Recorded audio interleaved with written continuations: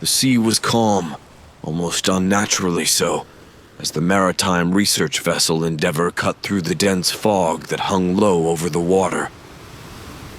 The sun had set hours ago, but the thick mist obscured even the moonlight, casting the crew into a disorienting darkness. Captain Marlowe stood on the bridge, his eyes straining to penetrate the haze. "Anything on the radar, Johnson?" Marlowe asked, his voice low and steady, betraying none of the unease gnawing at his gut. "Negative, Captain. Just more open water," Johnson replied, tapping the radar screen with a frown. "This fog is playing havoc with our systems." Marlowe turned his gaze back to the front, a sense of foreboding creeping over him. It was then that he saw it, a faint, flickering light piercing through the fog, swaying gently as if beckoning them closer. "Helmsman, alter course. Head towards that light," Marlowe commanded, his curiosity piqued. The crew exchanged uneasy glances but followed orders without question. As they drew nearer, the silhouette of a ship emerged from the gloom.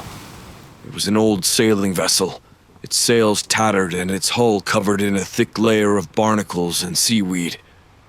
The light they had seen came from a lantern hanging from the bowsprit, swaying with the gentle motion of the ocean. "That's impossible," muttered First Mate Collins, stepping up beside Marlowe. "That ship looks like it's been abandoned for decades." Marlowe nodded, his eyes narrowing. "Prepare a boarding party.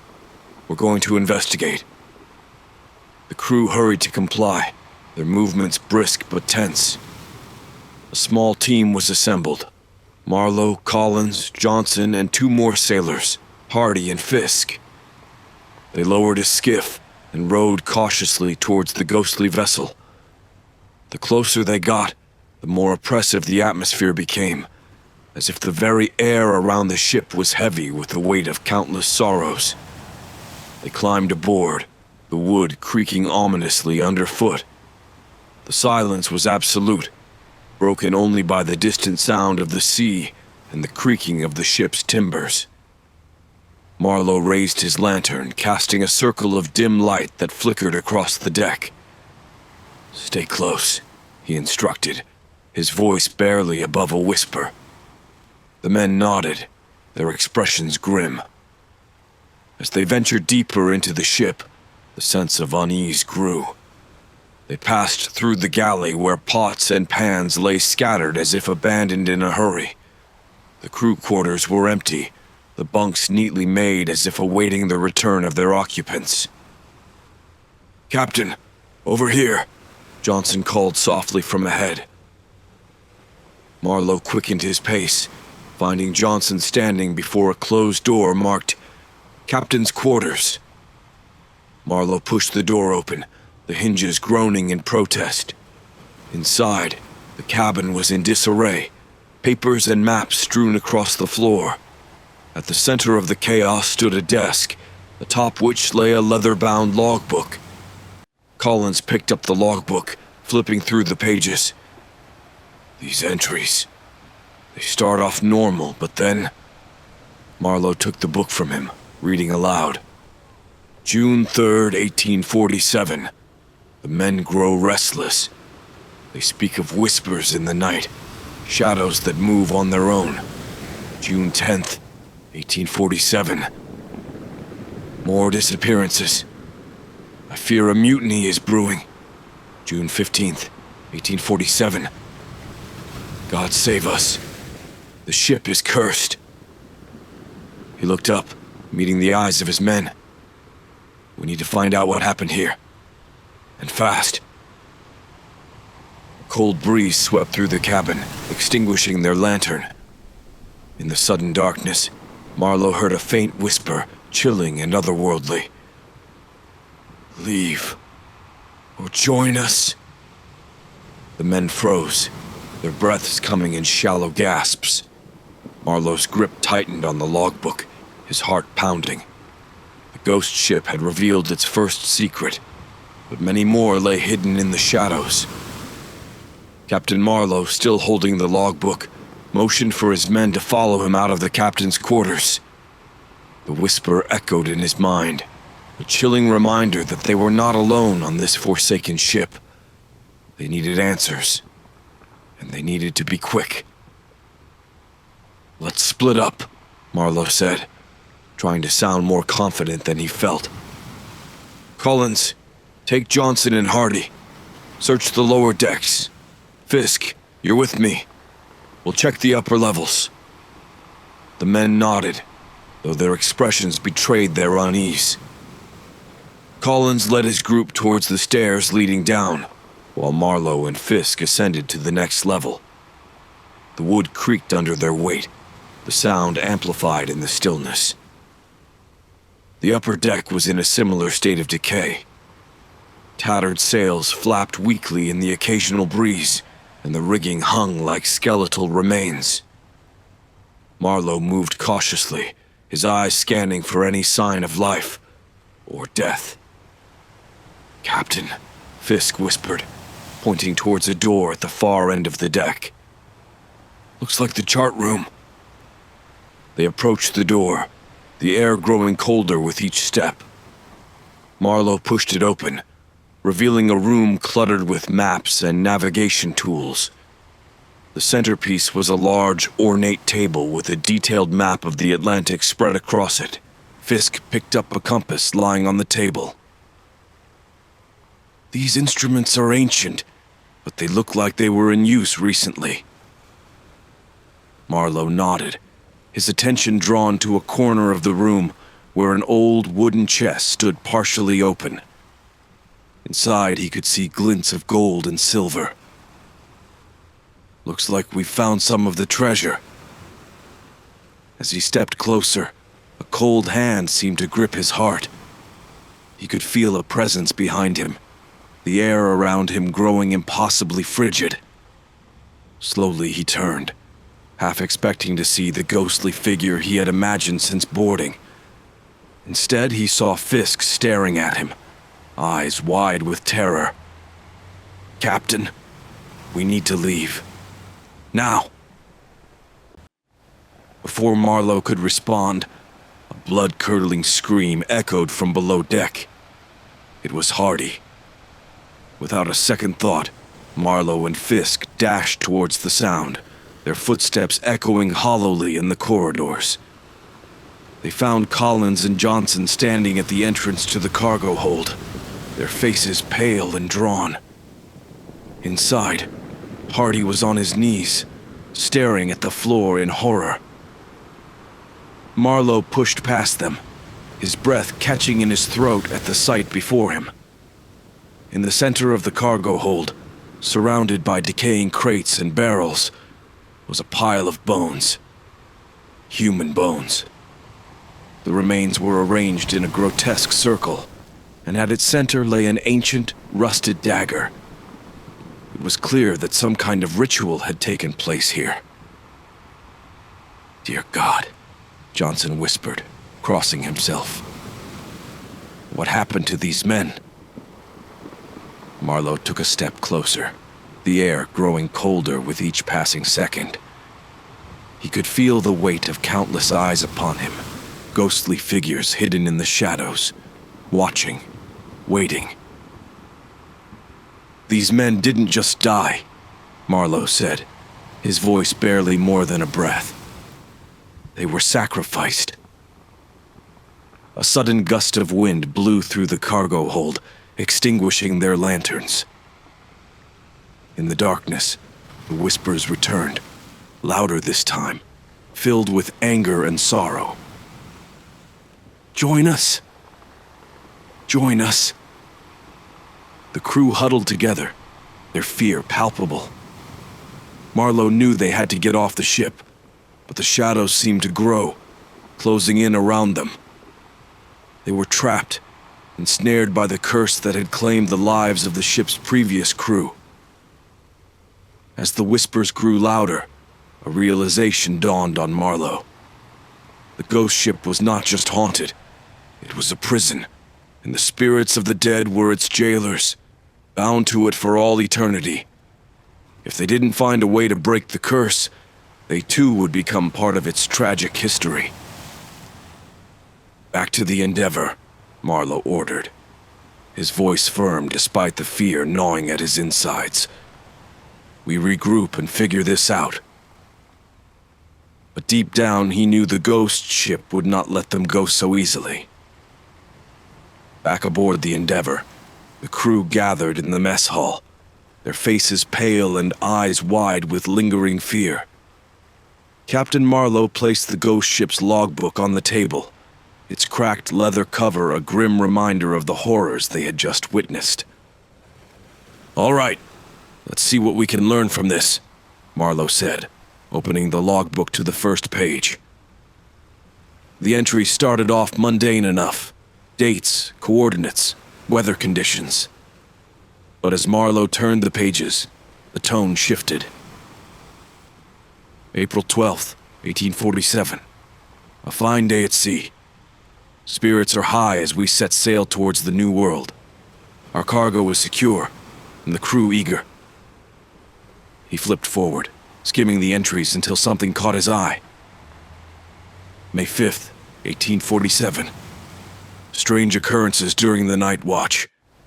Crewman Davies claims he saw a figure in the fog. No sign of stowaways. Must keep an eye on him. The next entries became progressively more troubling. May 20th, 1847. More sightings. The men grow restless, whispering of curses and ghosts. Tried to maintain order, but fear spreads like a plague. As Marlowe continued reading, the entries grew frantic, the handwriting more erratic. June 3rd, 1847. The whispers. They come at night, speaking of doom. 2 more men lost, vanished without a trace. The crew is terrified, morale crumbling. Marlowe's eyes narrowed as he read the final, chilling entries. June 10th, 1847. We are cursed. The treasure we carry is no blessing, but a blight. I fear the men will turn on me. The whispers grow louder, promising death. June 15th, 1847. I write this with shaking hands. We are lost. The ship is damned, and we with it. The spirits of the dead demand our souls.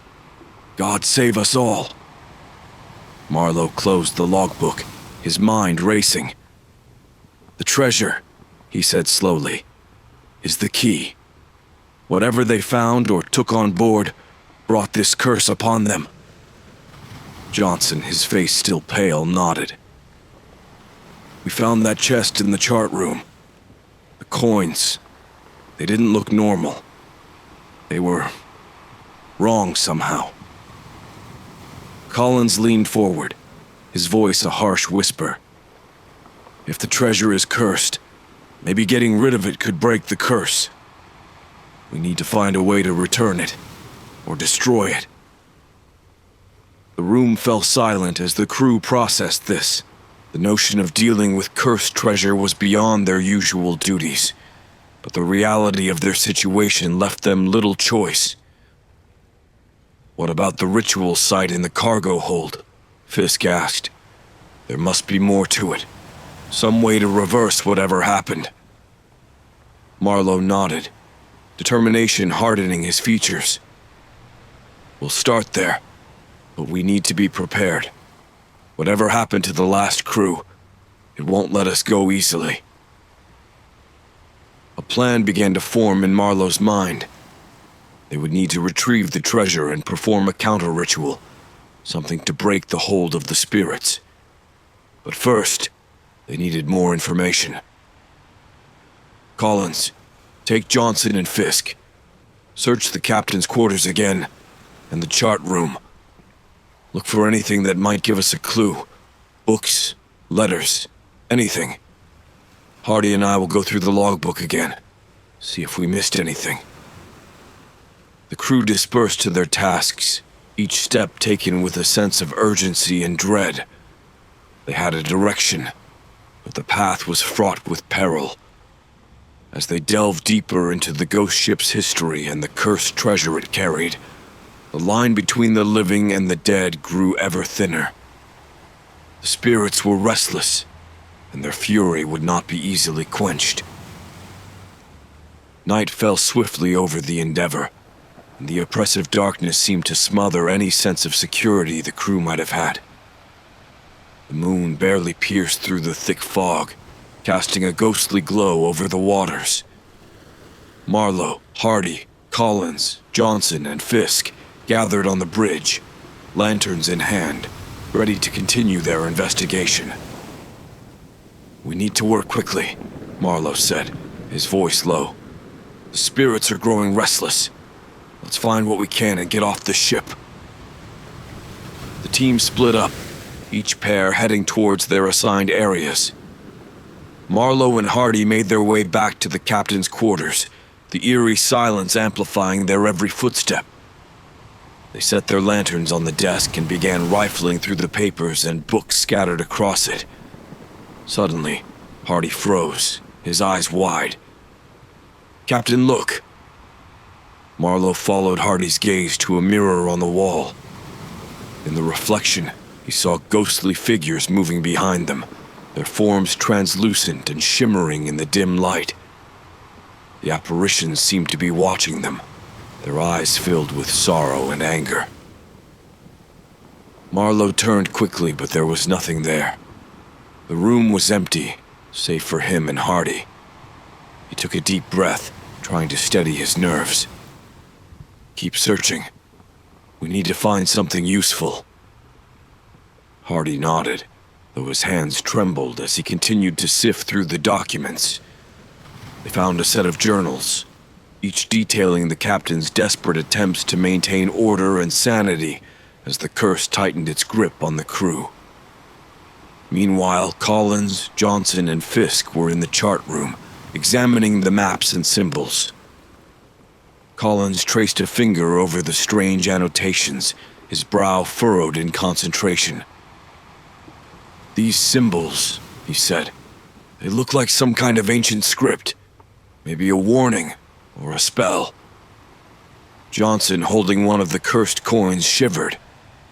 "Whatever it is, it's not good. We need to find a way to break this curse, fast."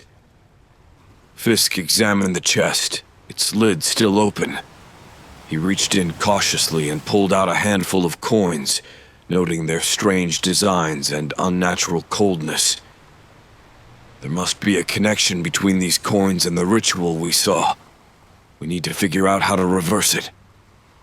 As they discussed their findings, the temperature in the room dropped sharply. A ghostly wind howled through the ship, extinguishing their lanterns. In the sudden darkness, they heard whispers, disjointed voices filled with anguish and rage. "Join us! Join us!"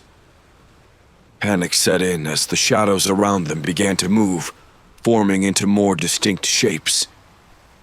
Ghostly figures emerged from the darkness, their eyes glowing with an unholy light. The crew could feel the weight of their despair, a crushing force that threatened to drag them into the abyss. "Back to the Endeavor! Now!" Marlowe's voice echoed through the ship, and the crew scrambled to regroup. As they made their way back, the apparitions grew bolder, reaching out with spectral hands, their touch like ice. Collins felt a cold grip on his shoulder and cried out, jerking away from the ghostly hand. The spirit's whispers grew louder, almost deafening, as the crew stumbled through the corridors. They burst onto the deck, gasping for breath, the ghostly ship seeming to pulse with a malevolent life of its own. The Endeavor loomed ahead, a beacon of safety in the surrounding darkness.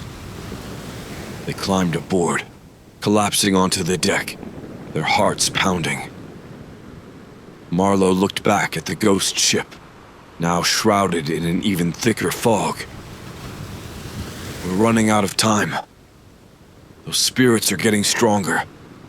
We need to act before it's too late." The crew huddled together, the chill of the ghostly encounter still clinging to them. The ghost ship was not just a relic of the past. It was a living nightmare. And if they didn't find a way to break the curse, they would be its next victims. Captain Marlowe stood on the deck of the Endeavour, his eyes fixed on the ghost ship shrouded in the ominous fog. The apparitions they had encountered were a chilling reminder that time was running out. They needed to break the curse, and they needed to do it soon. "We need to return to the ghost ship," Marlowe announced to his crew, who were still catching their breath from the recent ordeal. "We must retrieve the cursed treasure and find a way to reverse the ritual. It's our only chance." The crew nodded reluctantly, their fear evident, but their resolve steeled. With lanterns relit and determination in their hearts, they prepared to board the ghost ship once more. The small skiff carried them through the dark waters, the fog swallowing them whole as they approached the haunted vessel. Back on board the ghost ship, the air was colder than ever. The oppressive atmosphere weighed heavily on them, each step echoing eerily in the silence. Marlowe led them to the cargo hold, where the pile of bones and the rusted dagger still lay. "We need to take the treasure," Marlowe said, pointing to the hidden compartment they had found earlier. "And we need to understand this ritual. Look for any clues, symbols, anything that might help." Collins, Johnson, and Fisk set to work, carefully extracting the ancient coins and inspecting the surrounding area for signs or writings. Marlowe and Hardy focused on the ritual site, examining the arrangement of the bones and the symbols etched into the floor. As they worked, the temperature dropped further, and the ghostly whispers returned, growing louder and more insistent. Marlowe could feel the spirits closing in, their anger palpable. "Captain, over here," Johnson called, holding up a tattered piece of parchment. "I think this is part of the ritual." Marlowe took the parchment, its edges crumbling at his touch. The writing was in an ancient script, but some of the symbols matched those they had seen around the ritual site. "Good. Keep looking. There has to be more." Collins found another piece of the puzzle, a weathered book hidden among the debris. "This looks like an old grimoire. It has diagrams and instructions for rituals, including one that looks similar to what we've seen." Marlowe opened the book, scanning the pages. The text detailed various rituals, both protective and destructive, but one page stood out. It described a ritual to cleanse cursed objects and banish malevolent spirits. The ingredients and steps were complex, but it seemed feasible. "We'll need to perform this ritual," Marlowe said, his voice steady. "It requires specific elements and precise timing. We have to do it right, or we risk making things worse." The crew gathered the necessary items: the cursed coins, the rusted dagger, and other ingredients listed in the grimoire. They set up the ritual in the cargo hold, the ghostly presence pressing in on them from all sides.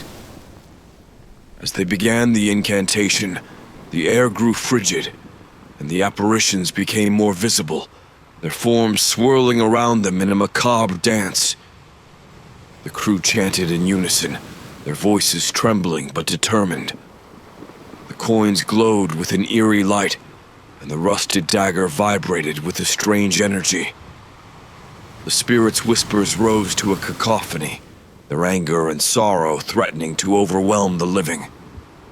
"Focus!" Marlowe shouted over the din. "We're almost there!" The final words of the ritual were spoken, and a blinding light erupted from the circle. The ghostly figures wailed in unison, their forms dissipating into the ether. The temperature began to rise, the oppressive weight lifting from their shoulders. As the light faded, the crew found themselves alone in the cargo hold, the cursed treasure lying inert before them. The air was still, the malevolent presence gone. "We did it," Collins said, his voice filled with relief. Marlowe nodded, though he knew their ordeal was far from over. "We've broken the curse, but we need to get rid of this treasure. It must never fall into the wrong hands again." They gathered the now mundane coins and the rusted dagger, preparing to return to the Endeavor. The ghost ship, though still eerie, felt less threatening, its spirits finally at rest. As they rowed back to their own vessel, Marlowe couldn't shake the feeling that they had only just begun to understand the true nature of the curse. The ghost ship might be at peace for now, but the sea held many more secrets, and their journey was far from over. The relief of breaking the curse was short-lived. Back on the Endeavor, the atmosphere grew tense as the crew struggled with the lingering effects of their harrowing experience. Sleep eluded them, and when it did come, it was plagued with nightmares of ghostly figures and whispered curses. Captain Marlowe stood in his quarters, staring at the ancient coins spread out on his desk. Despite the ritual, a faint unease clung to them, as if the curse had left an indelible mark. He rubbed his temples, trying to fend off the growing headache that had settled in since their return. A knock at the door interrupted his thoughts. "Come in," Marlowe called, his voice weary. Collins entered, looking equally worn. "Captain, the men are on edge. There's been talk of strange occurrences, shadows moving on their own, voices when no one else is around." Marlowe sighed. "We need to stay vigilant. The curse may be broken, but its influence could still be affecting us. Keep the men busy and try to maintain order." Collins nodded and left, leaving Marlowe alone with his thoughts. He glanced at the logbook from the ghost ship, its pages filled with the former captain's descent into madness. Marlowe couldn't shake the feeling that they were heading down a similar path. That night, the Endeavor was eerily quiet, the usual sounds of the sea and the creaking of the ship muted. Marlowe lay in his bunk, sleep eluding him once more. His mind drifted back to the ghost ship, the haunted eyes of the spirits, and the desperate words of the captain's log. Suddenly, a scream pierced the silence. Marlowe sprang from his bunk and rushed to the deck, where he found Hardy thrashing in his sleep, caught in the throes of a nightmare. "Hardy! Wake up!" Marlowe shook him, but it took several moments before Hardy's eyes snapped open, wild with fear. "They're here," Hardy gasped. "The spirits. They're still with us." Marlowe helped him to his feet, his own fear mounting. "It's just a dream, Hardy. The curse is broken." But even as he said it, Marlowe wasn't sure he believed it. The crew gathered, their faces pale in the dim light. Johnson, his hand trembling, pointed towards the horizon. "Look." In the distance, the ghost ship loomed, its spectral form barely visible in the fog. It was as if the cursed vessel had followed them, its malevolent presence refusing to let go. "We need to get rid of the treasure," Fisk said, his voice filled with panic. "It's the only way to be free of this." Marlowe nodded, realizing the truth in Fisk's words. "We'll throw it overboard. All of it. Now." The crew worked quickly, gathering the ancient coins and the rusted dagger. One by one, they tossed the cursed items into the sea, watching as the dark waters swallowed them whole. The ghost ship in the distance seemed to waver, its form flickering like a dying flame. As the last coin vanished beneath the waves, a sense of relief washed over them. The ghost ship faded from view, and the oppressive weight that had clung to the Endeavor lifted. But the ordeal had taken its toll. The crew was exhausted, their nerves frayed. Marlowe knew that the true test was just beginning. The curse might be gone, but its lingering effects threatened to drive them to madness. In the days that followed, strange occurrences continued. Crew members reported seeing ghostly figures in the corners of their vision, hearing disembodied whispers that echoed through the ship. The line between reality and nightmare blurred, and paranoia spread like wildfire. Marlowe tried to maintain order, but he could see the fear in his men's eyes. They had faced the horrors of the ghost ship and survived, but the psychological scars ran deep. He knew that they needed to return to port, to seek help and respite from the torment that had followed them from the cursed vessel. As the Endeavor sailed through the fog-shrouded waters, Marlowe stood at the helm, his resolve hardening. They would make it back, no matter the cost. But he couldn't shake the feeling that the ghost ship's curse had left a permanent mark on their souls, a shadow that would haunt them for the rest of their days. Captain Marlowe and his crew sailed through the dense fog, the oppressive atmosphere clinging to them despite the absence of the cursed treasure.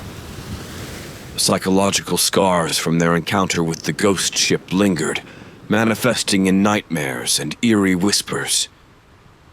The Endeavor had become a vessel of unease, its crew teetering on the edge of madness. Determined to uncover the full story behind the ghost ship and its curse, Marlowe gathered his senior crew members in the mess hall. They needed answers, and the fragmented clues they had found so far pointed to a deeper, more sinister history. Collins, Johnson, Fisk. Let's piece together everything we know, Marlowe began, spreading out the old logbooks, journals, and maps on the table. Collins pointed to the captain's log they had retrieved from the ghost ship. The entries here describe the gradual descent into chaos. The crew saw apparitions, heard whispers, and experienced unexplainable events. It all started after they found the treasure. Johnson nodded, his fingers tracing the symbols in the grimoire.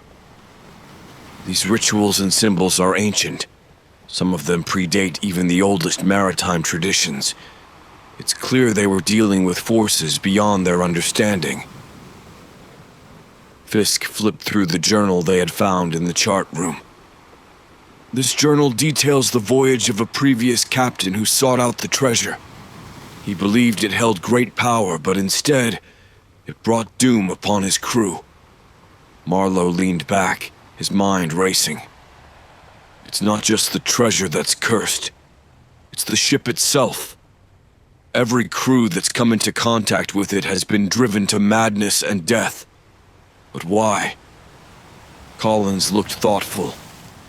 There's mention of a betrayal in the grimoire. A crew member who sought to steal the treasure for himself, triggering the curse. The spirits of the betrayed crew are bound to the ship, doomed to relive their final days over and over. Johnson's eyes widened. The ritual we performed was only a temporary fix. The curse is tied to the betrayal. Unless we find a way to address that, the spirits will never be at rest. Marlowe's resolve hardened. We need to find the source of the betrayal. There must be something we've missed. Some clue that can lead us to the truth. They spent hours poring over the documents, piecing together the fragmented story. The cursed treasure had originally been stolen from an ancient civilization, its guardians placing a powerful curse on anyone who dared to take it. The first captain to discover it had been driven mad, and his crew had turned on each other, culminating in a bloody betrayal. We need to return to the ghost ship, Marlowe said, his voice firm. There's something we haven't found yet. Something that will explain the betrayal and how to finally put these spirits to rest. The crew was reluctant but understood the necessity. They couldn't sail on with the curse hanging over them.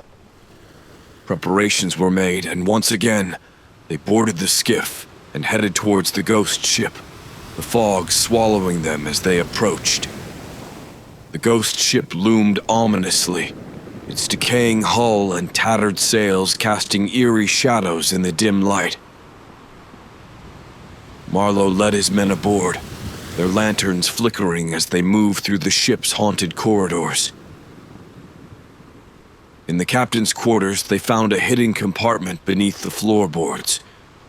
Inside, they discovered a blood-stained letter, its contents revealing the final piece of the puzzle.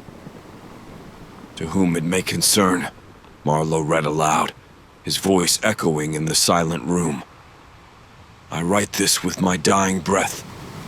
Betrayal has doomed us all. We took the treasure not knowing the curse it carried. Our greed has sealed our fate. The spirits of the dead will never rest until the treasure is returned to its rightful place, and the betrayal avenged." The crew exchanged grim looks. They finally understood the true nature of the curse. The treasure needed to be returned, and the spirits of the betrayed crew needed justice. Marlowe's jaw set with determination.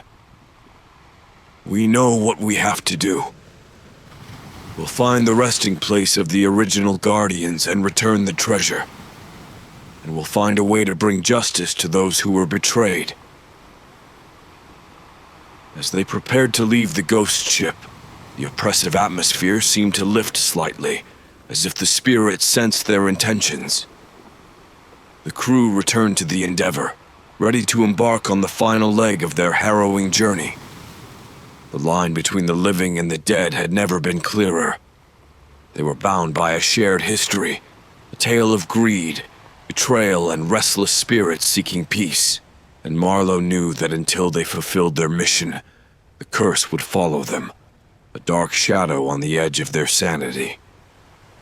The Endeavor sailed through treacherous waters, guided by the ancient maps and symbols they had pieced together from the ghost ship's documents.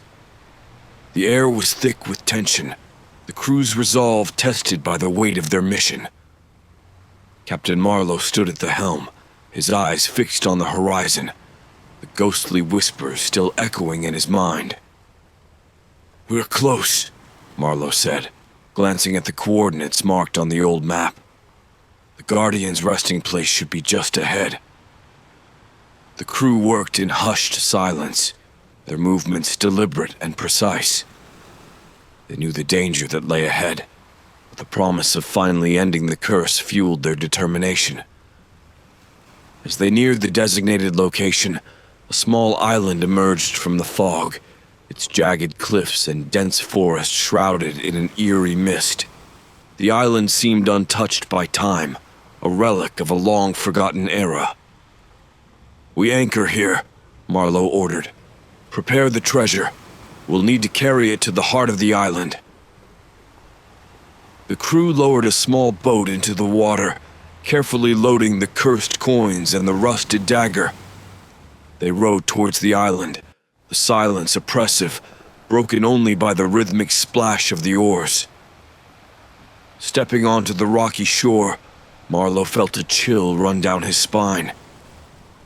The island's atmosphere was heavy with an ancient power, the air thick with anticipation. They followed a narrow path through the forest, the dense foliage casting dark shadows that seemed to move with a life of their own. After what felt like hours, they reached a clearing at the center of the island. In the middle stood an ancient stone altar, covered in moss and etched with the same symbols they had seen on the ghost ship. "This is it," Marlowe said, his voice barely more than a whisper. "The resting place of the Guardians." They placed the cursed coins and the dagger on the altar, arranging them according to the instructions in the grimoire. As they completed the arrangement, a low rumble shook the ground, and the air grew colder. "The spirits," Johnson murmured, his eyes wide with fear. "They're here." Ghostly figures emerged from the forest, their forms shimmering in the dim light. The spirits of the betrayed crew surrounded the altar, their eyes filled with sorrow and anger. Among them, Marlowe recognized the faces of the ghost ship's captain and his men, their expressions a mix of desperation and hope. Marlowe stepped forward, raising his hands in a gesture of peace. "We are here to right the wrongs of the past, to return the treasure and bring justice to those who were betrayed." The spirits watched silently as Marlowe recited the ritual from the grimoire, the ancient words flowing from his lips with a strange familiarity. The ground trembled, and the air crackled with energy as the ritual reached its climax. A blinding light erupted from the altar, enveloping the clearing in a brilliant glow. The spirits cried out, their voices a haunting chorus that echoed through the trees. The light intensified, and Marlowe felt a surge of power as the ritual took hold. Suddenly the light vanished, and the clearing was plunged into darkness. The oppressive weight lifted, and the ghostly figures began to fade, their forms dissolving into the ether. The spirits of the betrayed crew, finally at peace, disappeared one by one, their anguished expressions replaced with relief. "It's over," Collins whispered, his voice filled with awe. "The curse is broken." Marlowe nodded, though he felt an inexplicable sadness at the departure of the spirits. They had completed their mission, but the cost had been high. The crew had faced unimaginable horrors and come out the other side, forever changed. As they made their way back to the Endeavor, the island seemed to breathe a sigh of relief, its ancient power finally at rest. The fog lifted, revealing a clear path back to the ship. They rowed in silence, the weight of their ordeal settling over them like a shroud. Back on board, Marlowe stood at the helm, gazing out at the horizon. The Endeavor was free of the curse, but the memories of their journey would haunt them forever. They had faced the darkness and emerged victorious, but the scars of their encounter with the supernatural would never fully heal. As the sun set on the calm sea, Marlowe knew that they had achieved something extraordinary. They had brought justice to the restless spirits and broken the cycle of madness and death. But the sea held many secrets, and he wondered what other horrors lay hidden beneath its depths, waiting to be discovered. The Endeavor sailed away from the island, the sun setting behind them, casting long shadows across the deck. The crew was silent, each member lost in their own thoughts, the weight of their ordeal still heavy on their minds. Captain Marlowe stood at the helm, his eyes fixed on the horizon, the ghostly whispers finally silenced.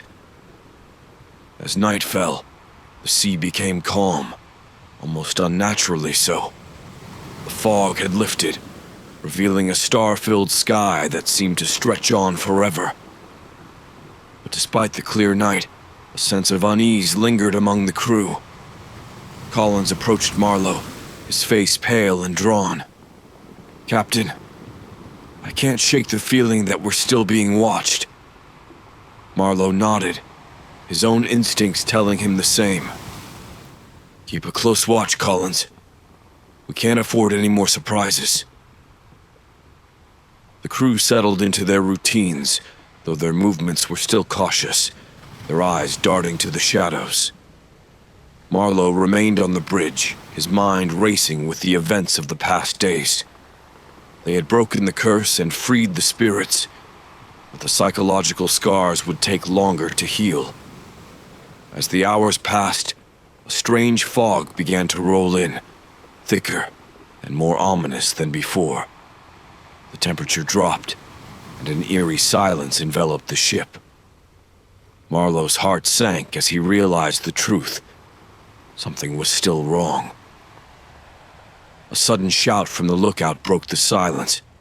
"Captain! Off the starboard bow!" Marlowe grabbed his spyglass and peered into the thick fog. His blood ran cold as he saw the faint outline of the ghost ship, its spectral form shimmering in the moonlight. The ship seemed to be following them, its cursed presence a dark shadow on their escape. "We need to increase speed," Marlowe shouted, his voice carrying a sense of urgency. "Get us out of here now!" The crew sprang into action, adjusting the sails and working the rigging with renewed vigor. The Endeavour surged forward, cutting through the water with a desperate speed. But no matter how fast they sailed, the ghost ship remained close, its presence a constant reminder of their ordeal. As the fog thickened, the ghostly whispers returned, louder and more insistent. The crew's fear grew palpable, their faces drawn and eyes wide with terror. Marlowe knew they couldn't outrun the ghost ship forever. They needed to confront it one last time.